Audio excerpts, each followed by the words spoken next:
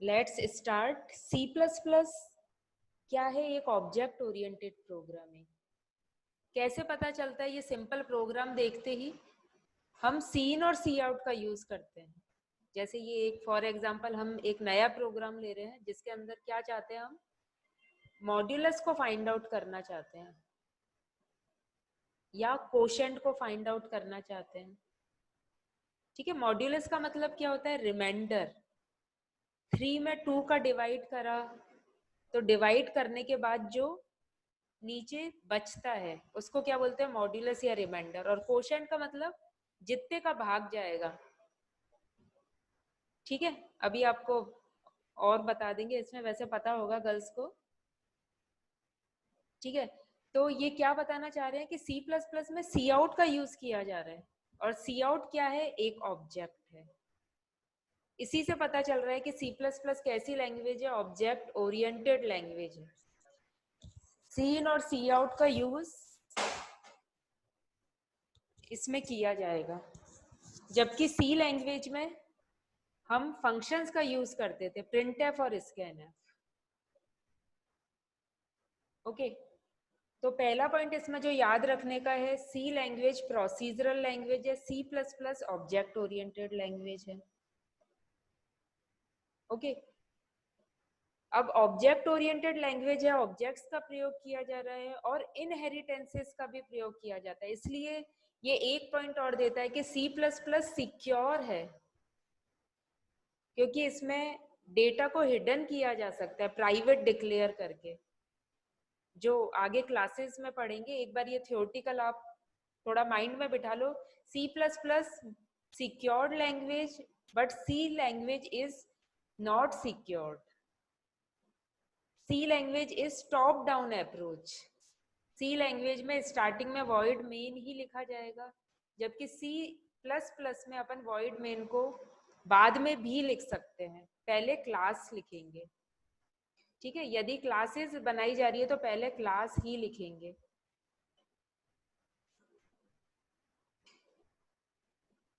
एक इसमें ऑब्जेक्ट भी बनाया जाता है, ये इसका फॉर्मेट होता है। ये इसका फॉर्मेट होता है। देखिए एरर नहीं आई ना इसमें, और रिजल्ट हमारे पास आ जाएगा। मतलब ये रीड कर लेता है, पहले क्लास के डेटा को रीड करेगा, ये अपनी मेमोरी में सेव कर लेगा। उसके बाद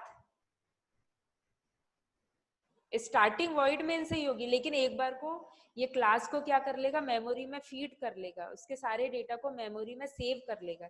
इसलिए सी प्लस प्लस को क्या कहा जाता है? बॉटम अप अप्रोच कहा जाता है, क्योंकि स्टार्टिंग तो वॉइड मेन से ही होगी और वॉइड में नीचे लिखा जाएगा यदि हम क्लास का यूज कर रहे हैं तो। ओके, अभी ये माइंड में रखिए, क्लास का प्रोग्राम मैं 1-2 दिन बाद बताऊंगी आपको। तो ये 3 पॉइंट है इसमें। चौथा पॉइंट ये कह रहा है कि जो सी प्लस प्लस है वो आपकी कैसी लैंग्वेज है?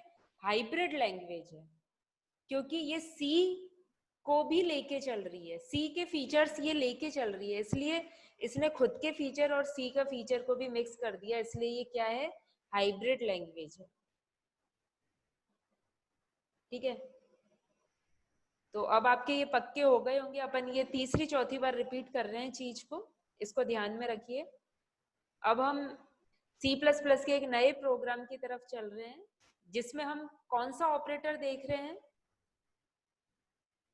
हम ऑपरेटर देख रहे हैं एक तो मॉड्यूलस ऑपरेटर। ये जो ऑपरेटर आपको नजर आ रहा है डिवाइड वाला, इसको मॉड्यूलस के रूप में यूज किया जाता है सी प्लस प्लस में। और एक ऑपरेटर है आपका फॉरवर्ड स्लैश, स्लैश लगा दिया है, इसको क्या कहा जाता है? ये वैसे डिवाइड के लिए यूज होता है, अपन मैथमेटिक्स में यूज करते हैं, बट लैंग्वेज में ये कैसे यूज हो रहा है? कोशेंट निकालने के लिए यूज हो रहा है। ओके,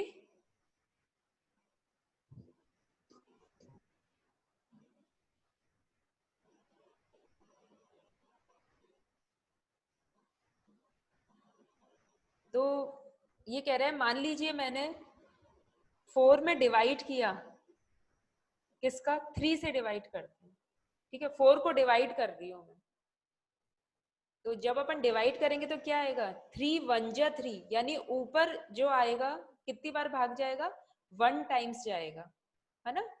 और 4 के नीचे क्या लिखा जाएगा, 3। 4 माइनस 3 इक्वल टू क्या आएगा, 1 आएगा। तो यानी रिमाइंडर भी 1 आ रहा है और कोशेंट भी 1 आ रहा है। जो नीचे शेषफल आता है उसको क्या बोलते हैं, रिमाइंडर या मॉड्यूलस। और कोशेंट किसको बोलते हैं, जितने का भाग जाएगा। ठीक है, तो जब डिवाइड कर रहे हैं इसको तो क्या आ रहा है, 1 आ रहा है, यानी कोशेंट हमारा कितना आ रहा है, 1 आ रहा है। इसी अकॉर्डिंग कोई दूसरी डिजिट लेके देखते हैं जिसके अंदर, जैसे मान लीजिए 9 में डिवाइड दिया अपन ने किसका, 7 से। ठीक है, तब क्या आएगा, 7 1 जा 7, 9 में से 7 गया, 2 बचा। ठीक है, यानी जब डिवाइड किया अपन ने तो ऊपर कोशेंट में क्या आएगा, कितनी बार गया, 1 टाइम्स। लेकिन रिमाइंडर क्या आया, इसका रिमाइंडर क्या आया, यानी शेषफल क्या आया इसका। रिमाइंडर का क्या सिंबल अपन यूज कर रहे हैं, मॉड यूज कर रहे हैं। ओके, मॉड यूज कर रहे हैं हम। तब क्या आएगा रिमाइंडर, 9 माइनस 7 कितना बचा था, 2, यानी ये आया। तो एग्जैक्टली आपको ये क्यों बता रही हूँ, क्या देखने की जरूरत है, ये देखने की जरूरत है कि हम इसमें ऑपरेटर का यूज कर रहे हैं।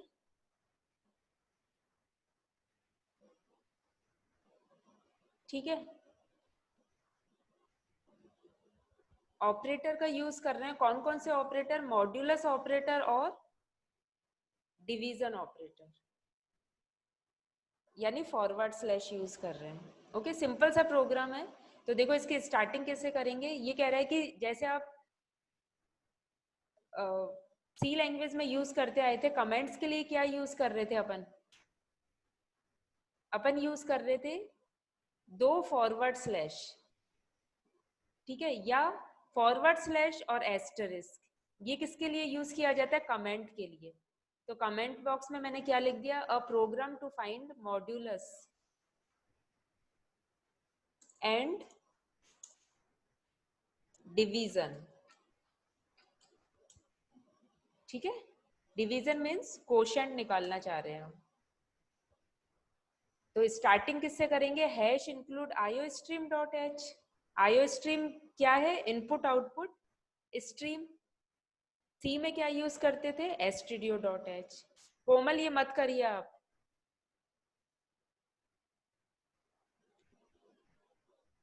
Okay, then hash include conio dot H, clear screen करने के लिए। ओके, देन वॉइड मेन हमने यूज कर दिया, करली ब्रेसेस यूज किया, क्लियर स्क्रीन यूज कर दिया। अब हम क्या कर रहे हैं, देखिए मैं 2 वेरिएबल ले रही हूँ, नंबर 1 इक्वल टू 40 और नंबर 2 इक्वल टू 3। मैं सीन नहीं करा रही हूँ, मैं डायरेक्टली ही क्या ले रही हूँ, 2 नंबर्स ले रही हूँ। एक नंबर मैंने 40 ले लिया और एक 3 ले लिया, और मैं क्या निकालना चाह रही हूँ, मॉड निकालना चाह रही हूँ। ओके, एक और वेरिएबल ले लेते हैं कोशेंट के लिए, मैं क्यू यू टी एक और वेरिएबल ले लेती हूँ। ठीक है, इसमें मैं क्या निकालना चाह रही हूँ, कोशेंट निकालना चाह रही हूँ। तो देखिए मॉड्यूलस को फाइंड आउट करने के लिए हम क्या करेंगे, मैंने एक फॉर्मूला लगा दिया, क्या, mod equal to number 1 modulus number 2। Same ऐसा किसमें किया जाता था, सी लैंग्वेज में। थोड़े से सिंबल्स और सिंटैक्सेस चेंज हो रहे थे, बाकी ये जो प्रोग्राम्स अपन बना रहे हैं सी जैसे ही चलेंगे। आगे क्लासेस करेंगे जब बिल्कुल चेंज हो जाएंगे। ठीक है, और क्वोशंट निकालने के लिए मैंने क्या लिख दिया, एक और फॉर्मूला लिख दिया। ठीक है, तो आप इसका रिजल्ट देखिए, फिर इसमें एडिटिंग कर देते हैं अपन। इसको सेव करते हैं फंक्शन F2 से।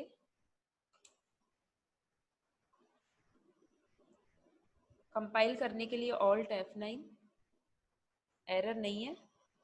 क्यू यूटी में इसने एरर दी है। क्यों दी है? क्योंकि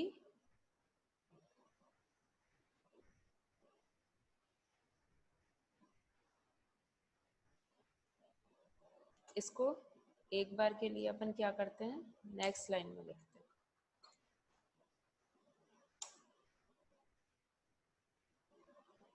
वैसे इसको प्रिंट नहीं कराया, इस कारण इसने एरर दी है। अभी देख लेते हैं, ठीक है। मैंने एरर को देखा नहीं था। देखो ये एरर क्या दे रहा है, assigned A value that is never used, warning है, ठीक है। सेम भी लिख सकते हैं, नेक्स्ट में मैंने लिख दिया है, ठीक है। ये कह रहा है कि एक वैल्यू असाइन हो रही है जो मैंने यूज नहीं किया, वार्निंग के कारण तो चल जाता है प्रोग्राम। मैं कंट्रोल F9 करती हूँ एक बार।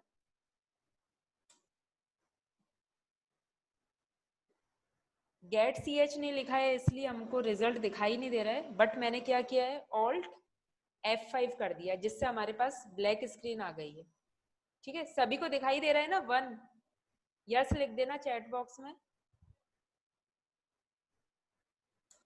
तो ये 1 रिजल्ट किसके लिए आया है? मैंने सिर्फ मॉड को प्रिंट कराया था, ओके।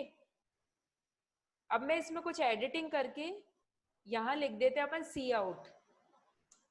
सी आउट क्या करता है, आउटपुट स्क्रीन पे दे रहा है ना हमको रिजल्ट, ओके। तो सी आउट, और इसमें स्टेटमेंट्स भी लिख सकते हैं for printing on the black screen. तो मैं पहले क्या आउटपुट देना चाहती हूँ मॉड्यूलस के लिए, ठीक है। तो लिख दूंगी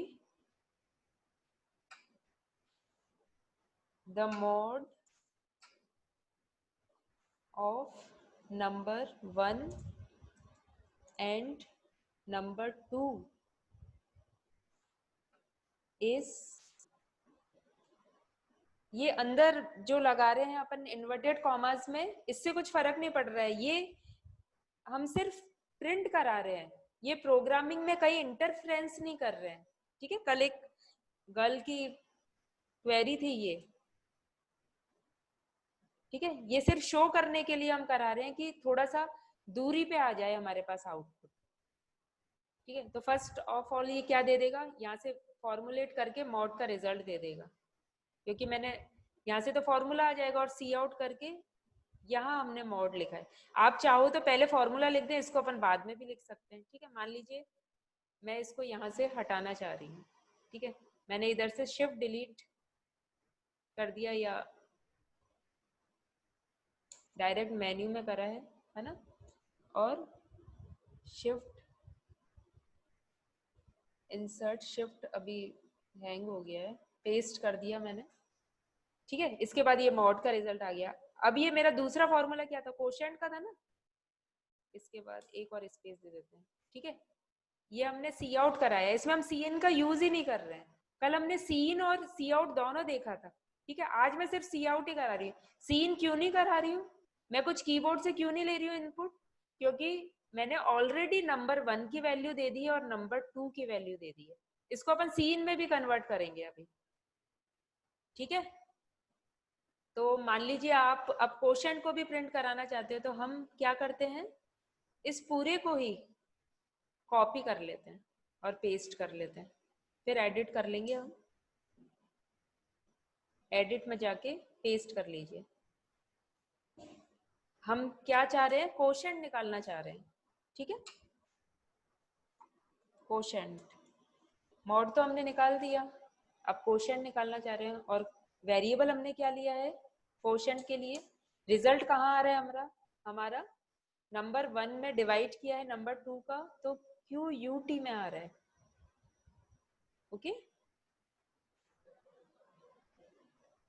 तो यहाँ हम लिख देते हैं क्यू यू टी, ओके। कल से अब देखो ये एक साथ आ जाएंगे, तो हम ऐसा करते हैं, इधर एक बैकस्लैश एन और लगा देते हैं। वर्क नहीं कर रहा पीसी, क्या होगा, बैकस्लैश एन, जिससे ये नेक्स्ट लाइन में आ जाएगा।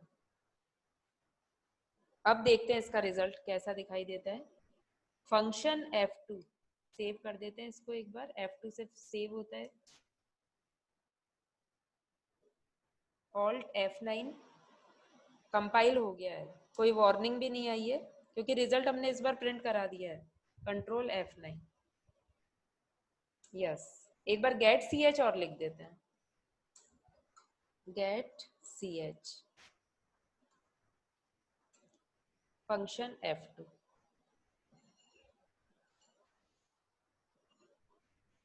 ऑल्ट F9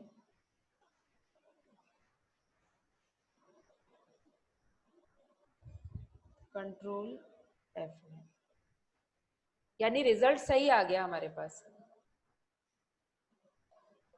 मॉड्यूलस क्या आया है, नंबर 1 और नंबर 2 का 1 और कोशेंट आया है 3।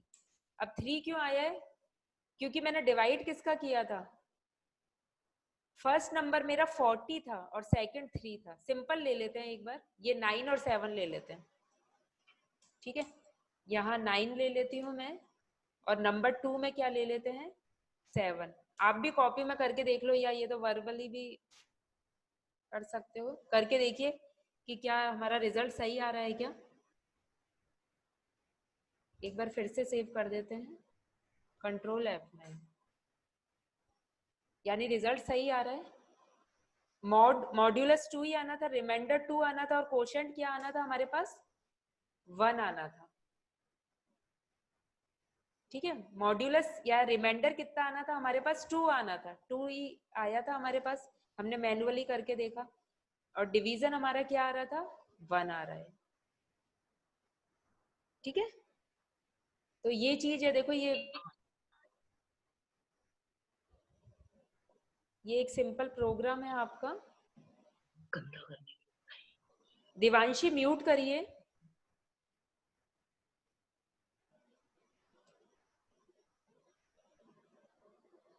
ओके, तो इसके थ्रू आपको ऑपरेटर बताए जा रहे हैं। आज कौन कौन सा ऑपरेटर आपने देखा है, एक तो ये मॉड ऑपरेटर और एक ये डिवीजन ऑपरेटर, ठीक है। और आपको ये आज पुराने वाले पॉइंट और आज एक नया पॉइंट याद रखना है थ्योरी में, कि जो आपकी सी लैंग्वेज है वो near to low level language है,